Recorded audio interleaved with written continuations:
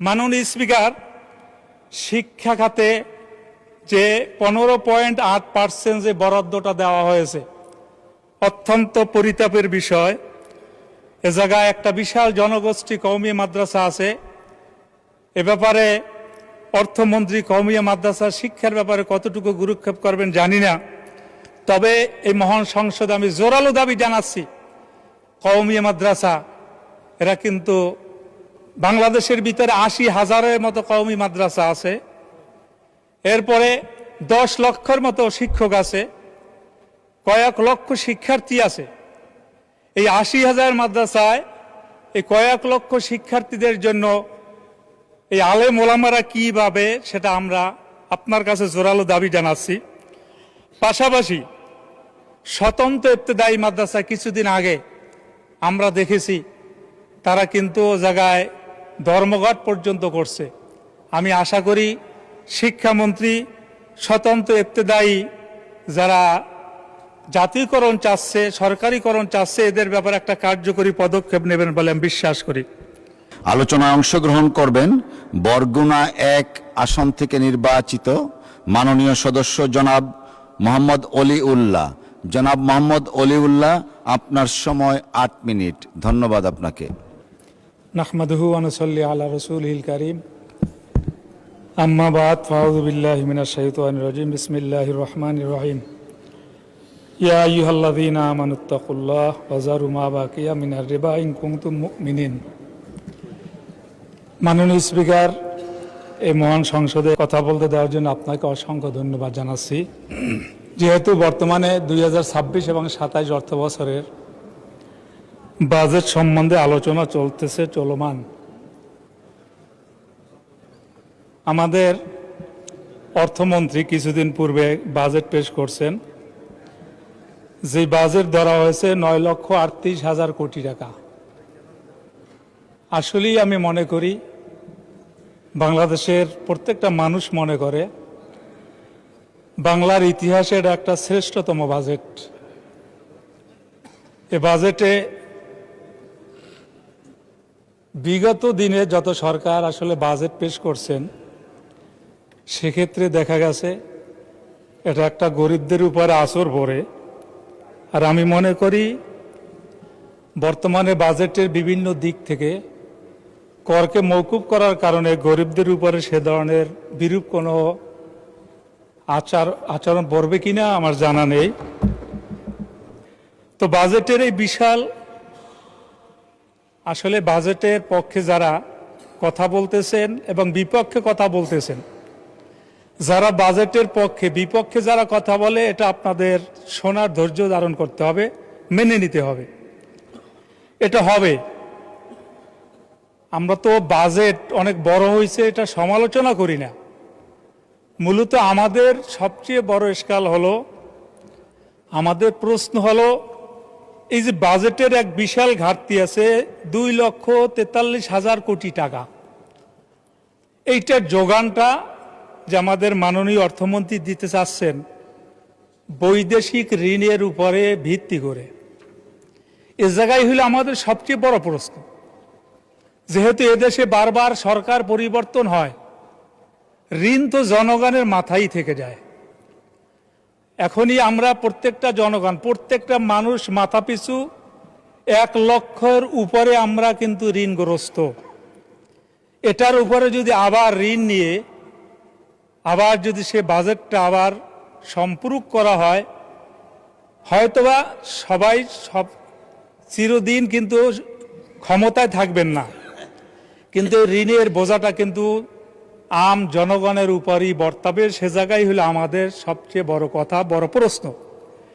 তবে আমি আবার সাধুবাদ জানাই গণপ্রজাতন্ত্রী বাংলাদেশ সরকারের মাননীয় প্রধানমন্ত্রীকে।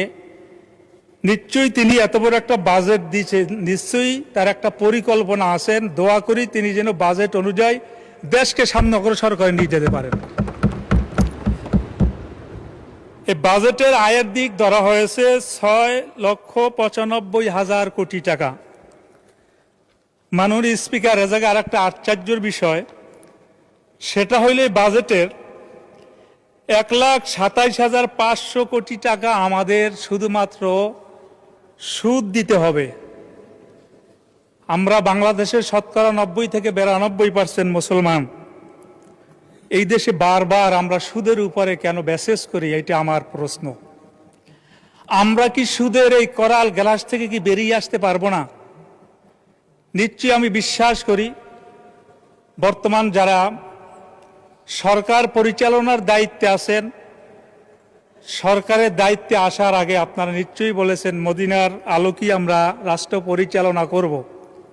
কিন্তু আমার প্রশ্ন হলো, যেই বাজেটের ব্যাপারে সুদকে আমি মনে করি এ জায়গায় অগ্রাধিকার দেওয়া হয়েছে, পাশাপাশি জাকাতকে এ জায়গা থেকে মাইনাস করা হয়েছে, এর দ্বারা আসলে মদিনার আলোকে রাষ্ট্র পরিচালনা করা কতটুকু যুক্তিযুক্ত, আমি সে প্রশ্নটা আমি এই মহান সংসদে রাখলাম।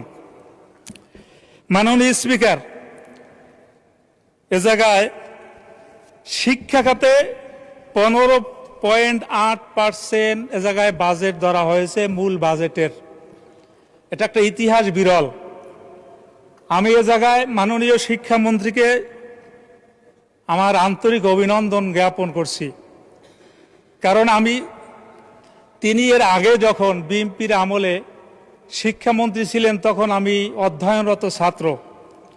ওই সময় আমরা নকলের কল্পনাও করতে পারি নাই, কিন্তু পরবর্তীতে আবার এদেশের শিক্ষা খাতের নকলের সরাসরি আবার এবছর মাননীয় শিক্ষামন্ত্রীর হস্তক্ষেপের দ্বারা এবছর আমি বিশ্বাস করি আবার নকল মুক্ত একটা পরীক্ষা বাংলার জমিনে হয়েছে। এই জন্য তাকে আন্তরিক অভিনন্দন জ্ঞাপন করছি। মাননীয় স্পিকার, শিক্ষা খাতে যে 15.8% যে বরাদ্দটা দেওয়া হয়েছে অত্যন্ত পরিতাপের বিষয়। এ জায়গায় একটা বিশাল জনগোষ্ঠী কওমি মাদ্রাসা আছে। এ ব্যাপারে অর্থমন্ত্রী কওমি মাদ্রাসা শিক্ষার ব্যাপারে কতটুকু গুরুক্ষেপ করবেন জানি না। তবে এই মহান সংসদে আমি জোরালো দাবি জানাচ্ছি, কওমি মাদ্রাসা এরা কিন্তু বাংলাদেশের ভিতরে 80,000-এর মতো কওমি মাদ্রাসা আছে। এরপরে 10 লক্ষের মতো শিক্ষক আছে, কয়েক লক্ষ শিক্ষার্থী আছে।